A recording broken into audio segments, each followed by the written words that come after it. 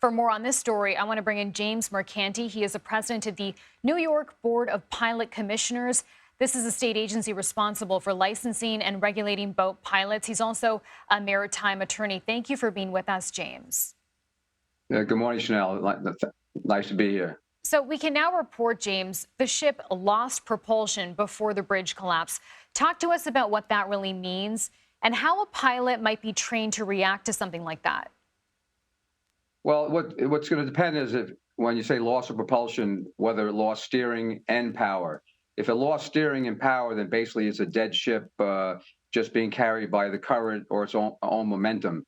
I thought it was very interesting that at the last second prior to the impact, you did see a big puff of black, real dark black smoke, which could indicate, Chanel, that either power was restored at the last minute and the pilot was attempting to make an emergency maneuver, either by going full astern or by making a hard left turn.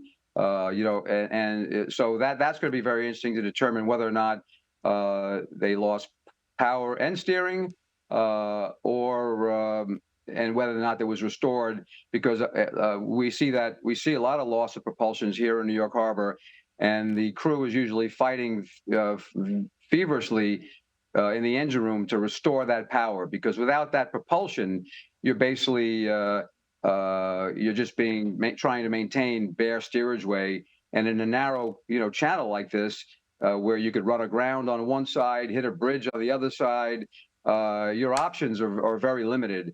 So that's my observation of what I've seen so far. So, James, based on what we know, and just given the speed and the size of this vessel, was there any other way this could have panned out? Well, one thing that the pilots and the captains are trained to do in a situation like this is to drop anchor. The ship has the two very huge anchors. The problem is that if you have momentum going forward and you can't go in reverse and you drop your anchors, you can end up running over your own anchor. Now, you eventually may stop, but you got to remember this ship is 3 football fields long. It's over 900 feet long, and someone reported it was going about 8 knots. Now, 8 knots is not a big speed in an open area like that, but it would take quite a while, probably the length of 5-6 football fields, to bring that ship to a stop, even after dropping the anchors, because of its power and momentum. This is a behemoth. This is 3 football fields long. So particularly, that's the only recourse that the pilots or the captains have, is to drop their anchors. And I imagine if they didn't do that here, we don't know. We haven't heard any reports on that. There'd be a good reason that they figured that wouldn't have stopped the incident from happening. Plus, when you drop an anchor, usually the ship will start swinging on its anchor, and instead of the bow hitting the bridge, you could have had the stern of the ship hitting the bridge. So there was really, once they did a mayday, and obviously the mayday is a big deal, because if the pilots radioed a mayday, then there was a big mechanical failure, either loss of propulsion, steering, or both.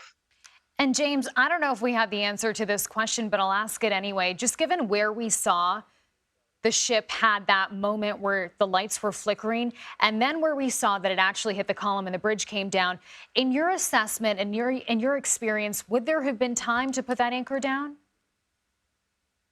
And that would depend whether there was crew on the bow, right? Because the anchor was on the bow, and typically when ships get underway like this from a port, there is a bow watch person, and the NTSB, the Coast Guard, will be looking at that. Was there someone on the bow? Was there crew on lookout? And if there is an emergency, they should be ready to deploy their anchors in a second's notice. I mean, the pilot or the captain radios the radios the bow.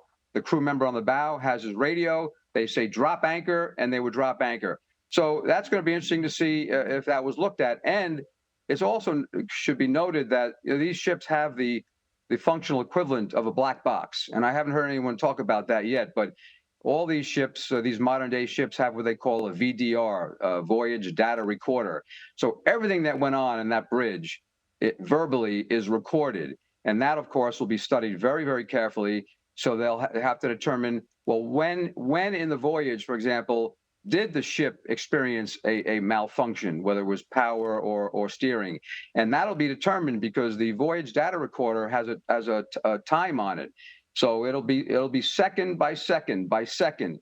So they'll know exactly when the Mayday was radioed. They'll know exactly when the ship lost power or propulsion by what was going on the bridge. And look, these pilots are very, very well trained, very skilled pilots. They've probably done this voyage thousands of times. It's not a challenging voyage. So what makes it challenging is what happened on the ship. And as far as otherwise maneuvering under that bridge, even at night, is a piece of cake for these skilled Maryland pilots. And James, we know that you're also a maritime attorney, so I do want to ask you about what the liability in this might look like. Well, it's going to be one heck of a case, and it's going to take a lot of attorneys for a lot of years to sort through all this with the not only the damage to the bridge, the damage to the ship, the casualties. There'll be fatality claims, there'll be injury claims, there'll be business interruption claims for the bridge collapsing, the people that have to get to and from work, the fact that commerce is stopping. No ships are going in, no ships are going out. There's going to be a major salvage operation where they have to remove the remnants of the bridge. There's going to be a wreck removal, a salvage, and that's going to take weeks. And meanwhile, you may have a cruise ship in there, or a cruise ship that was on their way in, and you're going to have so many charter party disputes as to it could be perishable cargo, cargo delays. So the litigation, the maritime litigation here is going to be a textbook, like law school type case, and there's going to be major implications. And obviously that's where these big ships have major insurance behind them, and hopefully enough. We'll see. Okay, James Mercanti, thank you. And for more on this developing story, we want to bring back in CBS News transportation safety analyst Robert Sumwalt. He is also the former chair of the National Transportation Safety Board. Robert, we're glad to have you back. We also have some new information. We can now confirm the ship lost propulsion before crashing into the bridge. Explain what that means. Well, that pretty much says a lot right there. We can see from the video that the lights of the ship blink out momentarily and then come back on before it collided with the pier, or with the bridge piers.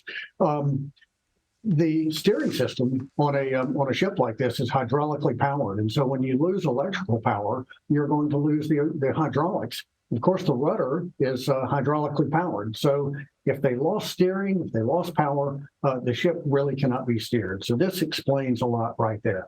So essentially, it sounds like this indicates this was likely mechanical error, not user error. Well, that's what it sounds like, but there'll be a very thorough investigation. And the real question would be, why, if this is the case, why did the ship lose electrical power?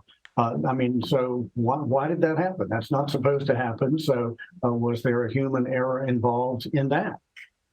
And what kind of clues, Robert, might we get from both the ship itself and the surviving crew members?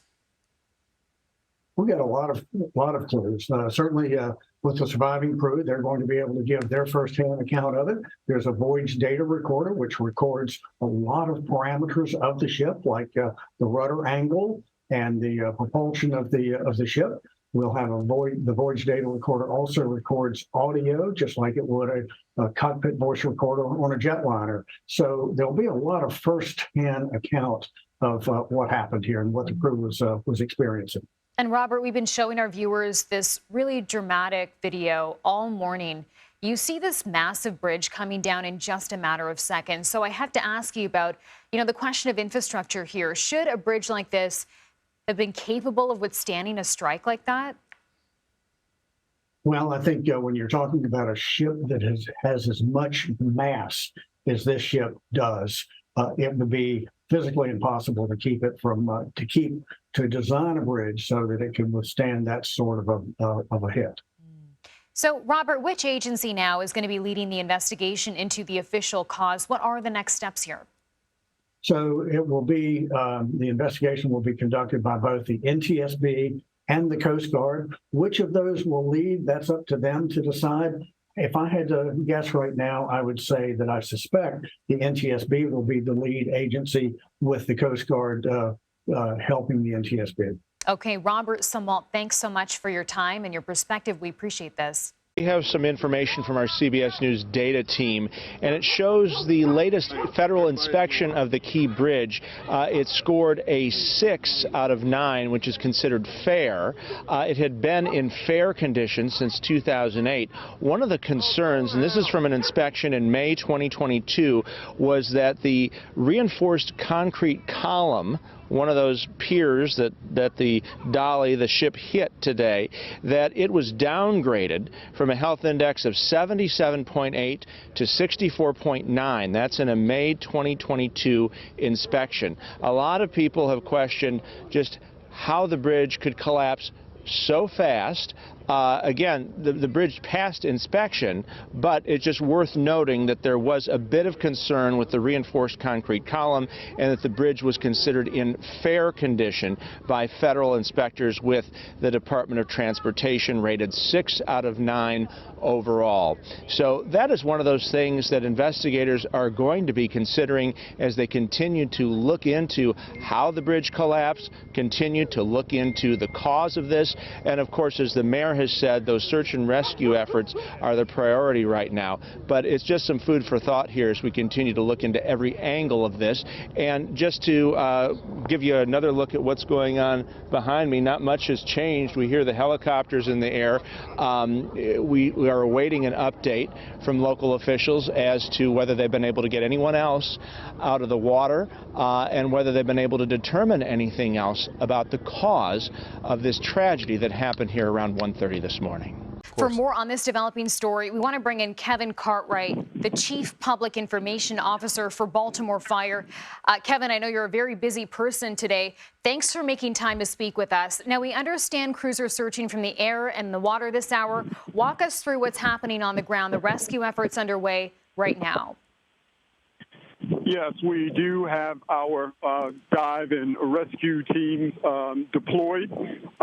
As we have come into daylight right now, we will begin to reassess and determine exactly how we will most appropriately and efficiently be able to assess and identify who we have in the water, where these victims are, and how we'll best be able to get to them.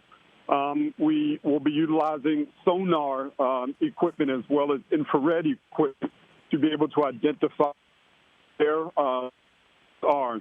So we have quite a bus this morning. Okay, and we know 2 people so far have been rescued. 7 potentially or more are still being searched for. Any updates on those numbers right now, Kevin? Actually, those numbers remain the same as I speak right now.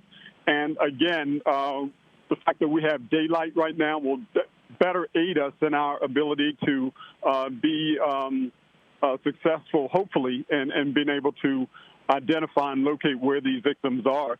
As I'm not far from the water's edge, and I can see that there is a fair amount of a current coming through here.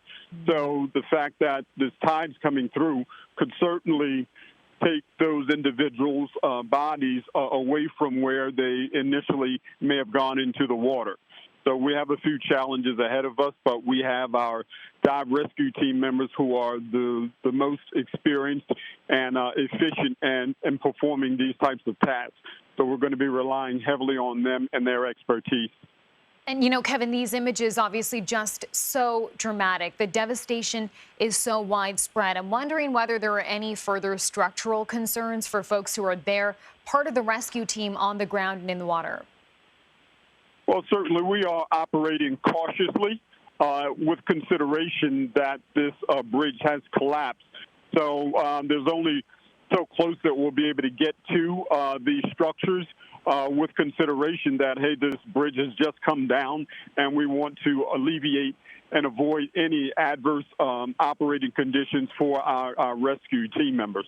Okay, Kevin Cartwright, thank you so much for your time. We appreciate this. You're quite welcome.